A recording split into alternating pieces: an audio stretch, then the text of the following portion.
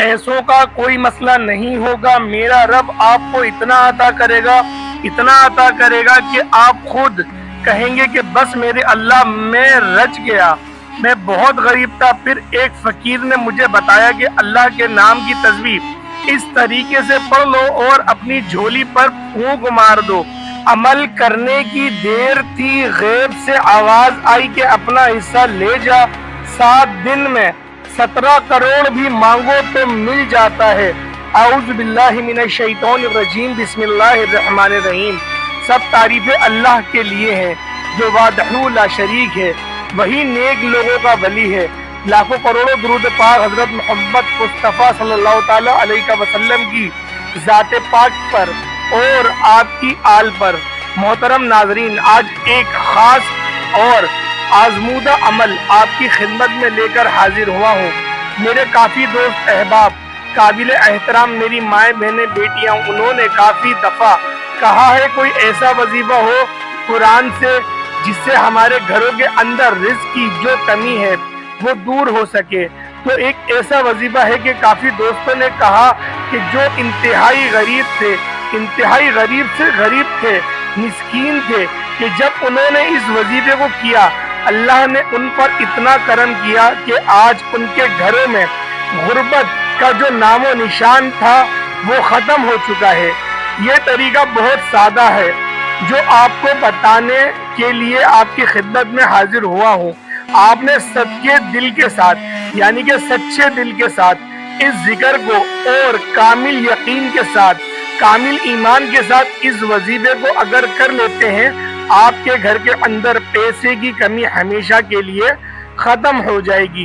क्योंकि अल्लाह ने इस इंसान के लिए ऐसे गिरदो नवाह और कुरान पाक में मेरे रब ने ऐसी आयतें नाजिल की हैं।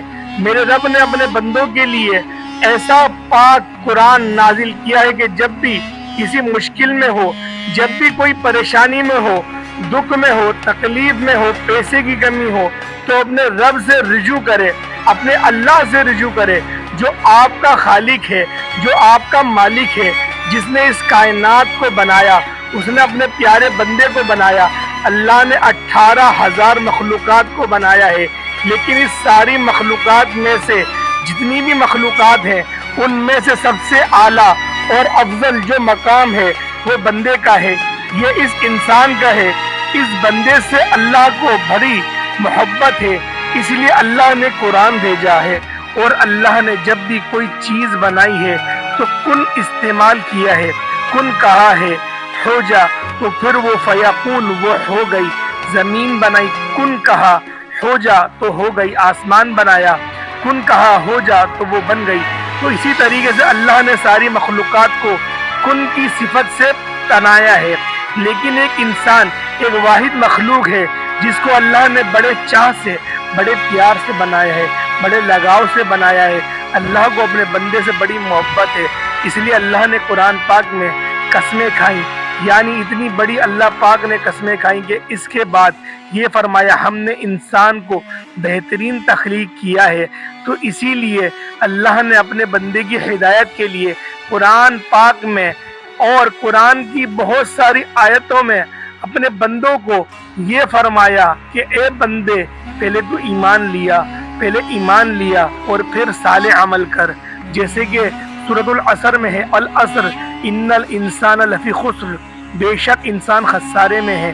तो फिर वो क्या करे, इल्लल लजीना आमनु, और फिर वो ईमान लिया है, आमिनु व आमिलु सोलिहात, और सालेह अमल करे, अच्छे अमल करे। और इस पर भी बस नहीं कहा, और ये भी कहा कि हक का ऐलान करे, वतवासौ बिल हक की, और ये भी कहा कि वतवासौ बिस सब्र, और जो हक का ऐलान कर रहा है उसको भी सब्र दे। तो लिहाजा और कुरान पाक में ये भी फरमाया कि नमाज कायम करो, नमाज पढ़ा करो। लेकिन जब मैं चाहता हूँ कि अल्लाह मुझसे बात करे तो मैं कुरान पाक पढ़ लेता हूँ। तो आज मेरे भाइयों देख लो, हमारे घरों में कुरान पाक जो है वो सिर्फ ऊंचे सुतूनों पर रखा हुआ है, सिर्फ अलमारियों में बंद करके कपड़े में गिलाफ में लपेट के रखा हुआ है। इस पर हमने अमल करना छोड़ दिया है। अब कसीर लोग कहते हैं कि जी कुरान पाक को पीठ नहीं करनी चाहिए। تو اس کا مطلب یہ ہے کہ آپ نے جب قرآن پاک کے حکم کو چھوڑ دیا کہ اب یہ نہیں ہے کہ آپ قرآن پاک کو پیچھا کرتے ہو کہ کوئی قرآن پڑھ رہا ہے تو آپ کے آگے سے یا پھر آپ کے پیچھے سے گزرنے کا ناگزاری ہے، اس کا یہ مفہوم نہیں ہے۔ یہ بھی اس کا مفہوم نہیں ہے کہ آپ قرآن پاک پڑھ رہے ہوں اور کوئی آپ کے سامنے سے گزرے اور آپ اس کو روک دو، بلکہ اس کا یہ بھی ایک ادب کی قسم ہے جو ادب کرنا چاہیے، لیکن اس کا جو حقیقت مفہوم ہے، اوریجنل مفہوم ہے، وہ یہ ہے ان پر عمل کرنا، قرآن پاک کے احکامات پر عمل کرنا، قرآن پاک کے احکامات کو اپنے پسے پش مت ڈالنا، یہ اس کا اوریجنل مطلب ہے۔ اللہ پاک کی نافرمانی کرنے کا نام یہ نہیں ہے کہ آپ اللہ پاک کی نافرمانی بھی کر رہے ہیں اور آپ یہ بھی کہہ رہے ہیں کہ قرآن پاک کے سامنے سے نہ گزرو، تو لہٰذا یہ آپ کے عمل آپ کو کام نہ آئے گا، بلکہ آپ لوگوں نے قرآن کی طرف لوٹ کر آنا ہے۔ جیسا کہ شیطان جو ہے وہ تمہارا کھلا دشمن ہے، وہ آپ کو اس سے دور رکھے گا، آپ کو اللہ سے دور رکھے گا، آپ کو قرآن سے دور رکھے گا، آپ کے ذہن میں ایسی باتیں لے کر آئے گا کہ آپ کا ایمان خراب کر دے گا، آپ کے یقین کو جو وہ تزلزل کرے گا، تو وہ خود بھی اس دنیا اور آخرت میں بھی ذلیل و خوار ہوا ہے، اور وہ اسی طریقے سے وہ یہ چاہتا ہے کہ آپ کو بھی ذلیل و خوار کر دے اور اپنے ساتھ ہی جہنم کے گھڑے میں لے جائے۔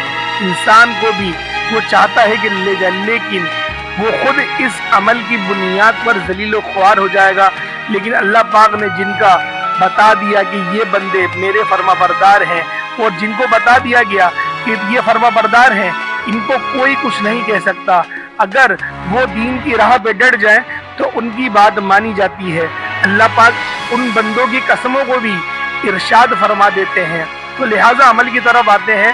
ان ساری باتوں کو بتانے کا صرف مقصد یہ تھا کہ اگر آپ لوگ اپنے ایمان کو کامل کر لیں، اپنے یقین کو کامل کر لیں۔ میں آپ کو جنگ بدر کی بھی مثال دے سکتا تھا، لیکن میں نے آپ سے وہ بات کری جو ہماری زندگی کے معاملات میں 90 سے 100% ہمیں دیکھنے میں آتا ہے کہ یہ ہر گھر کا مسئلہ بن گیا ہے۔ تو لہٰذا قرآن کی تعظیم کرنا بے شک ہر مسلمان کا فرض ہے، لیکن اس کے احکامات کو نہ ماننا، یہ یقین کریں ایسا خسارہ ہے کہ آپ کچھ بھی کر لیں آپ کامیاب نہیں ہو سکتے قرآن پاک کے احکاماتوں کو مانے بغیر۔ میرے بھائیوں، عمل کو ملاحظہ کر لیں۔ عمل آپ نے کس طریقے سے کرنا ہے؟